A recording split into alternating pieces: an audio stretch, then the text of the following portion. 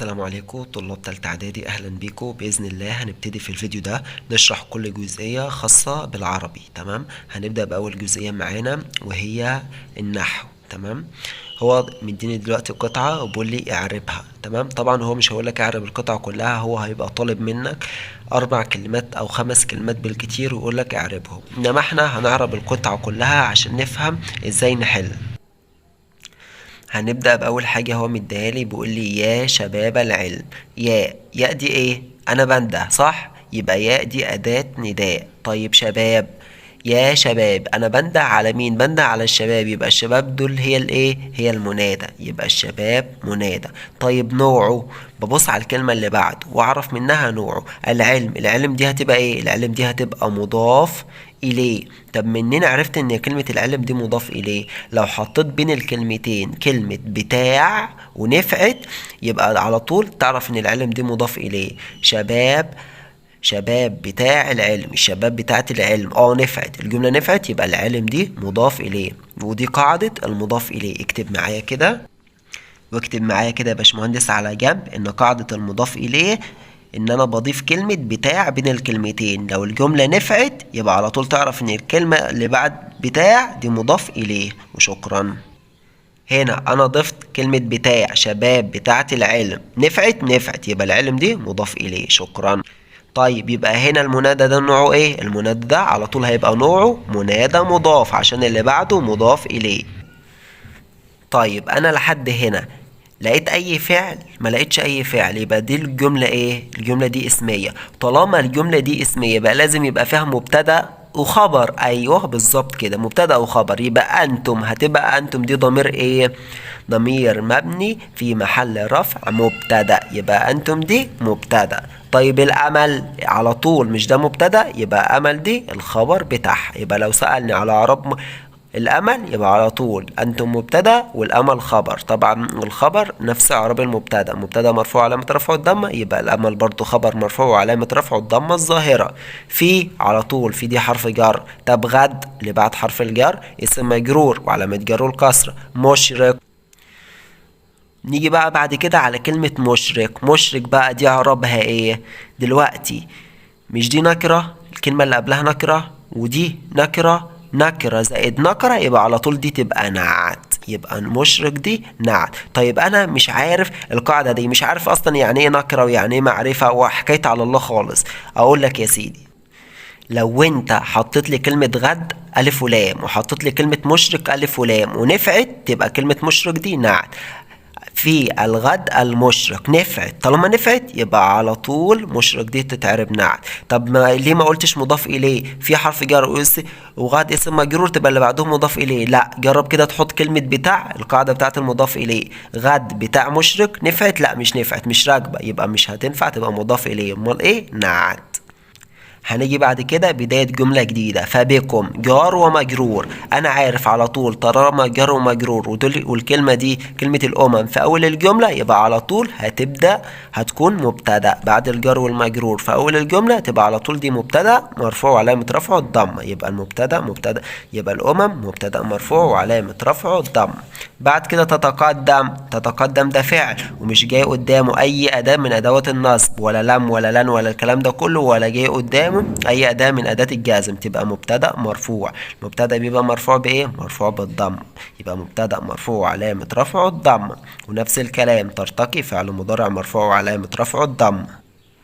بدايه جمله جديده واولها اسم، يبقى على طول دي جمله اسميه، يبقى الجمله الاسميه بتتكون من مبتدا وخبر، يبقى على طول تعرف ان العلم دوت مبتدا. طب مصباح هتبقى خبر للمبتدا، دي مبتدا مرفوع يبقى دوت خبر مرفوع. ينير عارف فعل مضارع مش قدامه اي اداه من ادوات الجزم، يبقى فعل مضارع مرفوع علامه رفعه الضمه الظاهره. بعد كده ينير، هينير مين؟ العلم دوت هينير مين؟ هينير الطريق، يبقى الطريق دي مفعول به. طيب ايه قاعده المفعول به؟ اكتب ورايا يا سيدي. المفعول به بعرفه من كلمه ايه. لما تيجي تكتب كلمة وما تلاقيش لها إجابة أو لقيت الإجابة بتاعتها بعد كلمة إيه يبقى دي مفعول به. طب والفاعل بعرفه بكلمة مين؟ زي هنا فهم أحمد الدرس. فهم ده فعل ماضي مبني على الفتح، عارف مين اللي فهم؟ أنا سألت دلوقتي بإيه؟ بمين. طالما سألت بمين يبقى دوت فاعل. طيب فهم إيه أحمد دوت؟ فهم إيه؟ طالما سألت بإيه ولقيت إجابة فهم الدرس. فهم إيه؟ فهم الدرس، يبقى الدرس دي مفعول به منصوب وعلامة نصبه الفتح. تمام كده؟ ويكشف. ويكشف، يكشف دي فعل مضارع مرفوع علامة رفعه الضمة، نفس اللي فات. طب يكشف، يكشف ايه؟ يكشف الغوامض. طالما سألت بايه يبقى على طول دي هتبقى مفعول به منصوب علامة نصبه الفتح. طب فين الفاعل؟ انت بتقول يكشف فعل والغوامض فاعل، طب فين الفعل؟ الفعل ضمير مستتر تقديره هو. يكشف هو الغوامض. تمام. بعد كده فيا مصابيح. يا أداة منادى، مصابيح منادى. طب منادى نوعه ايه؟ العلم. لو حطيت كلمة بتاع يبقى مصابيح بتاعة العلم. نفعت يبقى العلم مضاف إليه، يبقى مصابيح دي هتبقى ايه؟ هتبقى منادى مضاف، والمنادى المضاف نفسه إعراب اللي بعده مضاف إليه مجرور علامة جره الكسرة، يبقى ده منادى نوعه مضاف ومجرور علامة جره الكسرة. بعد كده انهلوا. انهلوا ده أنا بأمرك فعل أمر، يبقى انهلوا فعل أمر. يبقى انهلوا فعل أمر. طب ماله بقى؟ فعل أمر مبني على حذف النون. طب ليه بقى قلت لك فعل أمر مبني على حذف النون؟ عشان دوت بينتهي، الفعل ده بينتهي بواو وألف ما فيهوش نون، يبقى فعل أمر مبني على حذف النون. وتعالى بقى يا سيدي اكتب القاعدة معايا. القاعدة هي إن لو في معانا فعل وجاي مع الفعل ده ضمير، على طول اعراب الضمير ده هيبقى ضمير مبني في محل نصب مفعول به. دايما بنعمل كده. طيب بس باستثناء لو كان الضمير دوت واو. لو كان واو الجماعة الحالة دي بس ما بنقولش عليه مفعول به منصوب، ده بنقول عليه ضمير مبني في محل رفع فاعل. يبقى انهلوا ديت فعل وجاي وراها واو الجماعة، يبقى واو الجماعة هنا مش هنعربها مفعول به منصوب، لا ده هنعربها ضمير مبني في محل رفع فاعل. واكتب ورايا القاعدة التانية. أي اسم لو جه بعده ضمير اعرف على طول إن الضمير ده هيبقى ضمير مبني في محل جر مضاف إليه. بعد كده انهلوا منه قدر ما تستطيعون. تستطيع ده ايه؟ ده فعل، يبقى فعل مضارع ماله بقى؟ مرفوع بثبوت النون علشان في نون. بعد كده وارتقوا. هنا فعل ايه؟ فعل امر عشان انا بأمرك. وارتقوا، والفعل الامر انا لسه قايل لك فعل امر مبني على حذف النون علشان ما فيهوش نون، والفعل الامر دايما بيبقى مبني، انما لو فعل مضارع بيبقى مرفوع. هنا مرفوع بثبوت النون، انما الفعل الامر بيبقى مبني على ايه؟ على حذف النون علشان ما فيهوش نون. بعد كده ببلدكم مصر.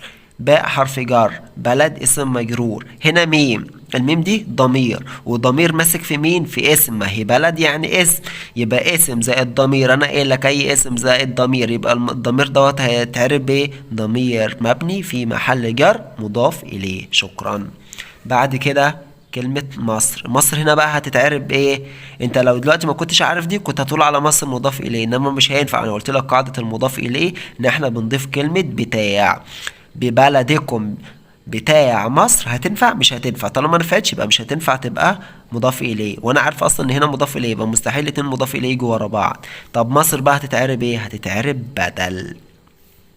بعد كلمة ببلدكم مصر على طول دي هتتعرب بدل. هي مش قاعدة ثابتة يعني بعد كلمة بدل تتعرب مصر، بعد كلمة بلد يبقى مصر تتعرب بدل، لا هي مش قاعدة ثابتة، بس عشان هنا جاب لك المضاف إليه يبقى على طول دي هتبقى بدل، علشان دوت علم بعدين كلمة يبقى بدل على طول.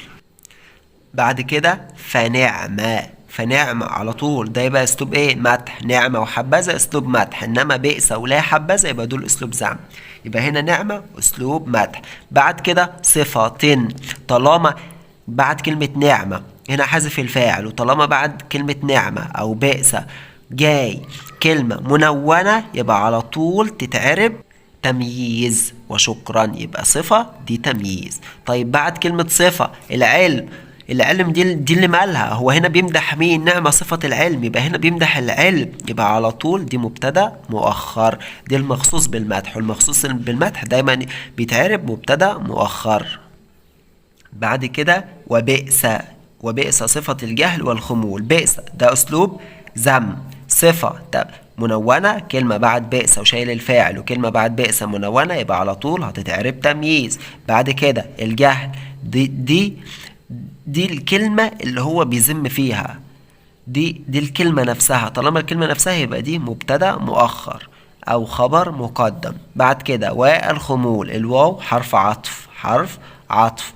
طب الخمول اسم معطوف، يبقى والاسم المعطوف دايما بيجي زي اللي قبله، ده مبتدأ مرفوع، يبقى الخمول اسم معطوف مرفوع وعلامة رفعه الضمة الظاهرة. وشكرا. بعد كده بقى هتلاقيه بيقول لك استخرج، هيطلب منك استخرج منادى وبين نوعه. انا هنا لسه جايب المنادى شباب دوت منادى، طب نوعه طالما اللي بعده مضاف اليه يبقى ده منادى مضاف. رقم 2 بيقول لي هات ممنوع من الصرف، على طول هروح ادور على كلمة غامض، اي كلمة فيها الف وبعده حرفين يبقى دي ممنوعة من الصرف. طيب نوعه صيغة منتهى الجموع، صيغة منتهى الجموع، وانا مغمض طالما الف ينتهى حرفين يبقى دي صيغة منتهى الجموع على طول وممنوعة من الصرف. طب افرض ما لقيتش كلمة فيها الف، اسم فيه الف وورا الالف حرفين، ادور على اي صفة على وزن فعلى، زي مثلا عظمى، صغرى، دي برضو تبقى ممنوعة من الصرف. طب سبب ان هي ممنوعة من الصرف صيغة على وزن فعلى. تمام كده. بعد كده بقى بيقول لي دور على اسلوب مدح او اسلوب ذم. هنا انا عندي الاتنين، عندي اسلوب مدح وعندي اسلوب ذم. اسلوب المدح فنعمة صفة العلم، نكتب له كده الجملة دي على بعضها، ده اسلوب مدح. طب واسلوب ذم نكتب له الجملة دي كده على بعضها، وبئس صفة الجهل، عشان هنا بذم بغلط، طب لما بغلط يبقى ده اسلوب ذم، يبقى اكتب له الجملة دي كلها على بعض. وحاجة عايزك تعرفها، اول ما يقول لك دور على اسلوب مدح او ذم، انا عارف ان اسلوب المدح بيتقسم لاتنين، نعمة وحبذا، واسلوب الذم بيتقسم لحاجتين، بئس ولا حبذا. يبقى اول ما يقول لي دور على اسلوب مدح او ذم، في المدح هدور على نعمة او حبذا، طب في الذم هدور على بئس ولا حبذا. طبعا انا عارف اي كلمة بعد لا حبذا او حبذا بتبقى مبتدأ مؤخر، تمام، وبعد نعمة وبئس بتبقى فاعل لو هو موجود، مش موجود ادور على الكلمة اللي بعدها لو هي منونة تبقى تمييز. بعد كده بيقول لي هات بدل وبين نوعه، انا بروح هنا ادور على اكتر كلمة بتتكرر معايا، اشوف مثلا علم اعجمي وادور على الكلمة اللي بعده تبقى بدل، وهكذا. او اكتب معايا كده اعجبني الكتاب شرحه، بقول لك اعرب لي كلمة شرح على طول، اعجبني، هو ايه اللي عجبني؟ الكتاب. طب شرحه دي بقى هتتعرب ايه؟ اللي هو عايز يعربها، شرحه دي بقى هتتعرب ايه؟ دي هتتعرب بدل على طول. طب نوع البدل دوت هيبقى بدل اشتمال. طب ليه بدل اشتمال؟ طالما شرحه دي هي شرح، دي حاجة انا بمسكها، لا دي حاجة معنوية، طالما معنوي يبقى بدل اشتمال. تاني حاجة قرأت الكتاب نصفه، لو قالك اعرب لي كلمة نصف، تعال نعرب الجملة كلها. قرأ فعل ماضي مبني على الفتح، مين اللي قرأ؟ أنا، يبقى أنا دي ضمير مبني، يبقى التاء دي قرأت، يبقى التاء ضمير مبني في محل رفع فاعل. طب قرأت إيه؟ الكتاب، يبقى الكتاب دي مفعول به. نيجي بقى بعد كده على كلمة نصف، وقرأت الكتاب نصفه أو ثلثه أو ربعه، كل دي تعرب بدل. وانا عارف ان البدل بيتبع المبدل منه، بيتبع اللي قبله مفعول به منصوب، يبقى دوت هيبقى بدل منصوب. طب نوعه بدل بعض من كل. ليه بدل بعض من كل؟ علشان دي جزء من الكل. نصف، انا قريت نص الكتاب، النص ده حاجة من الكتاب كلها، او تلت دي حاجة من الكتاب كلها، او ربع دي حاجة من الكتاب كلها، يبقى بدل بعض من كل. بعد كده مديني جملة زي دي، يا رجل أتقن عملك، وبقول لي خليها هي نكرة، الجملة دي نكرة مقصود، عايز بقى المنادى دوت يبقى نكرة غير مقصود. امتى المنادى دوت يبقى نكرة غير مقصود؟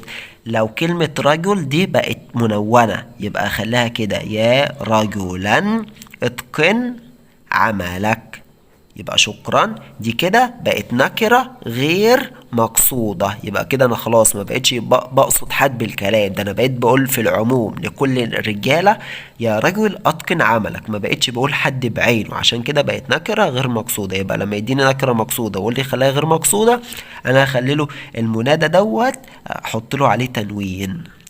هنيجي بعد كده على الكشف في المعجم. الكشف في المعجم مثلا جاب لي كلمة غوامض، انا بعمل ايه؟ بجيب له الكشف في المعجم ازاي؟ بجيب له الماضي بتاعها. الماضي بتاع غوامض ايه؟ غمضة. طيب هكتب له غمضة كده بس؟ لا، ده انا هقول له، انا هكتبها له بالطريقة دي: باب الغين فصل الميم مع مراعاة الضاد. يبقى اكتب له كده باب الغين فصل الميم مع مراعاة الضاد. يبقى كده انا جبت له الكشف في المعجم. لازم تكتبها كده عشان يديك الدرجة بتاعتها كاملة، مش يديك نص درجة بس. تمام كده. كده يعتبر احنا شرحنا كل حاجة وقلت لك كل جزئية خاصة في النحو. تعالى بس في حاجة صغيرة لسه مش قلتها لك، وهي الخبر. انا امتى اعرف ان الجملة دي خبر؟ بص يا سيدي، مثلا في الجملة دي فالعلم مصباح، العلم مش دي مبتدأ؟ طب امتى اعرف بقى ان مصباح دي خبر؟ طب ما ممكن الخبر ده يحط لي في اخر الجملة. هقول لك يا سيدي بقى تعرفه ازاي. لو انت جيت وقفت عند كلمة مصباح ولقيت الجملة كاملة ومش محتاجة ان احنا نكمل بعدها، يبقى ده الخبر. فالعلم مصباح، دي جملة مفيدة، العلم مصباح، ووقفت ولقيتها ادتني جملة مفيدة، يبقى على طول تعرف ان المصباح دي خبر. اصلا الغرض من الخبر ده ايه؟ الخبر حاجة او كلمة بتتمم معنى الجملة، هو مش كلمة بس، ممكن يبقى جملة خبر شبه جملة او جملة او كده، بس تعرف منين الخبر؟ تعرفه من ان هو بيكمل المعنى. لما تيجي كده تنطق الكلمة ما دي وتقف عندها وتلاقي المعنى كمل، يبقى دوت الخبر. بس كده احنا تقريبا شرحنا كل حاجة خاصة بالنحو. هنيجي بقى على بعد كده القصة والقراءة والنصوص. الحاجات دي انا مش عايزك تحفظها. هي القراءة طبعا انت هتكون قاري الدرس بتاع القراءة كويس جدا عشان تعرف تحل. لو في معنى هتبقى حافظه، مفيش معنى حافظه بتحاول على قد ما تقدر من سياق الجملة بتعرف معناه. زي كلمة ينبغي، يعني ايه ينبغي؟ يعني يطلب. انا مش موجود عندي في الاختيارات كلمة يطلب، تشوف تدور على كلمة تانية يعني يريد. فاهم؟ نفس الكلام كده في القراءة والنصوص. انا مش عايزك تحفظ نص، هو بيديك مثلا نص معين او كم بيت معين وبيقول لك مثلا فسرهم، فسر الابيات التاليه. انت بتبدا تفسر مش حفظ، انت بتبدا تفسر بناء على فهمك للنص ده. النص ده لو بيتكلم عن حب الوطن هتتكلم، يبقى النص في مستهل الابيات. اول ما تكتب له اصلا كلمه مستهل الابيات وتبدا له كده. يعني ايه مستهل؟ مستهل دي يعني بدايه البيت. لو كتبت له كده في مستهل البيت يقصد الشعر، خلاص هيقول الواد ده فاهم. ممكن يديك الدرجه الكامله اصلا اول ما تكتب له كلمة مستهل. فانت اكتب له مستهل ويقصد الشاعر في مستهل البيت الاول، يقصد الشاعر عن حب الوطن انه يحب وطنه وانه يعشقه، وهكذا. من خلال فهمك للنص نفسه، مش لازم تبقى حافظ، بالعكس ده هو عايز يشوف الواد ده فاهم ولا لا. لو انت فاهم هيديك الدرجة كاملة.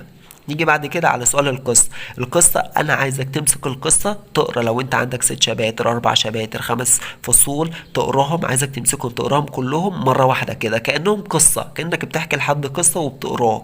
هتفهمهم وخلاص هتبدأ تحل أي سؤال. إنما ما تحفظش أي سؤال في القصة ولا الأسئلة، مش مطلوب منك تحفظهم، مطلوب منك بس تفهمهم، وأنت أول ما تفهمهم هتعرف تجاوب عليهم. وبس كده، شكرا. اتمنى الفيديو يكون عجبكم، ولو انت لسه بتتفرج في الفيديو حتى دي فحب اشكرك جدا على المشاهده، وربنا يوفقكم يا رب. وما تنسوش تعملوا اشتراك في القناه لان هنزل باقي المواد والمراجعه بتاعت باقي المواد. الجبر والانجليزي باذن الله هينزلوا بعد الفيديو ده على طول. هنزل فيديو الجبر وفيديو الانجليزي وفيديو الدراسات، فما تنسوش تشتركوا في القناه. وبس كده، سلام عليكم.